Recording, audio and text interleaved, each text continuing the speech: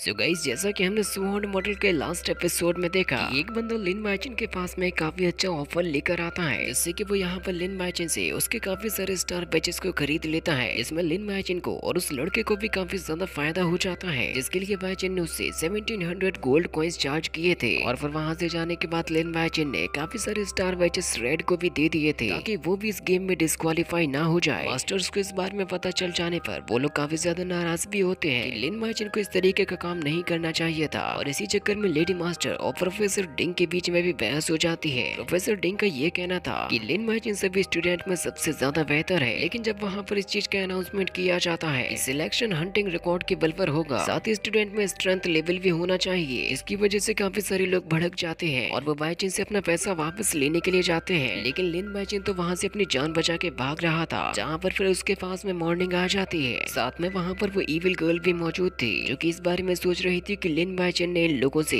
काफी सारा पैसा कमा लिया है, और जब उन लोगों का काम बनता दिखाई नहीं दे रहा है तो वो लोग अपना पैसा वापस लेना चाहते हैं। मुझे यकीन नहीं था कि इस तरीके के बेवकूफ भी इस कंपटीशन में आएंगे। इविल गर्ल इस बारे में सोच रही थी कि वो चाहे तो लिन मार्चिन को भी पछाड़ सकती है, क्योंकि वैसे भी वो एक इविल है और उसके पास में काफी सारी ऐसी टेक्निक्स भी मौजूद है जिनका इस्तेमाल करना वो अच्छे तरीके से जानती है। इसके बाद में उन लोगों को दिखाया जाता है जो कि इस बारे में कह रहे थे कि हमें किसी भी चीज से कोई मतलब नहीं है, हमें तो केवल अपना पैसा वापस चाहिए। हम लोगों ने बेकार में ही तुम्हारे ये स्टार बैच खरीदे जो कि अब किसी भी काम के नहीं है। और चिल्ला चिल्ला कर वो सभी लोग यही बात कह रहे थे कि केवल हमारा पैसा वापस कर दो, हमें तुमसे और कोई भी शिकायत नहीं है। मॉर्निंग इस बारे में सोचती है कि इनको देखकर तो ऐसा लग रहा है जैसे कि लिन मार्चिन ने इनके बंटवारे में हिस्सा ले लिया हो। तभी वहाँ पर वो इविल गर्ल आती है और वो कहती है कि तुम सभी लोग बेवकूफ हो जो इस तरीके की पागलपंती करके खुद से ही खरीदने के लिए गए। मैं इस चीज को करने के लिए किसी ने फोर्स तो किया भी नहीं था, तो फिर क्यों अब भूखे बंदरों की तरह यहाँ पर चिल्ला रहे हो? ऐसा कहने का तो तुम्हें कोई हक भी नहीं है। मुझे तो तुम लोगों पर हंसी भी आ रही है और तुम पर दया भी आ रही है। समझ नहीं आता कि आखिर क्या किया जाए। मार्चिन को इस चीज पर भरोसा नहीं हो रहा था कि ये लड़की आखिर उसको बचा क्यों रही है। मॉर्निंग भी इस बारे में सोचती है कि लिन मार्चिन इतना भी बुरा नहीं है। वही वहाँ पर वो सभी के सभी मास्टर्स आ जाते हैं। वो कहते हैं कि आखिर यहाँ पर चल क्या रहा है, तुम सभी लोग यहाँ पर अलग अलग सिटी से और अलग अलग कॉलेजेस से आए हुए हो, लेकिन तुम लोगों ने तो इस गेम को पूरी तरीके से मजाक बना के रख दिया है। हमें तो ये बिल्कुल भी उम्मीद नहीं थी कि तुम लोग ऐसा करोगे। हाँ, हमें पता है कि तुम में से कुछ स्टूडेंट्स ऐसे भी हैं जिनकी एबिलिटीज गर्व करने लायक हैं, जो कि अपने बल पर कुछ कर दिखाने के भी लायक हैं। उन्होंने कभी इस चीज को कठिन नहीं माना कि उन्हें स्टार बैच मिला या नहीं मिला, वो केवल अपने दम और टैलेंट पर ही भरोसा रखते हैं। लेकिन इस लिन मार्चिन ने उसी चीज को बेचने में लगा दिया। हम इस चीज को समझ भी नहीं सकते कि ये हमारे लिए कितनी बड़ी बेइज्जती है। हाँ, हमें ये भी पता है कि तुम में से काफी सारे लोग काफी बेकार हैं, जिन्होंने अपने बल पर एक भी स्टार बैच को नहीं ढूंढा। तुम्हें इस चीज के लिए खुद पर ही शर्म आनी चाहिए, ना कि किसी दूसरे द्वारा बेचे जा रहे स्टार बैच को खरीद कर खुद पर गर्व महसूस करो। ये तो बहुत ही ज्यादा शर्म करने की बात है। क्या इसी तरीके से तुम लोग आगे के कंपटीशंस में हिस्सा लोगे? जब अपने गोल को अचीव ना कर सको तो उसको खरीद लो। अगला गेम तुम लोगों के लिए इस तरीके का आसान नहीं होगा, वो तो इससे भी दुगना कठिन होने वाला है। इस वजह से तो तुम लोगों को वहाँ पर और भी ज्यादा पैसा लेकर जाना होगा। लोगों को शर्म आनी चाहिए कि तुमने कितना बड़ा घटिया काम किया है। भाईजान अब इस बारे में सोच रहा था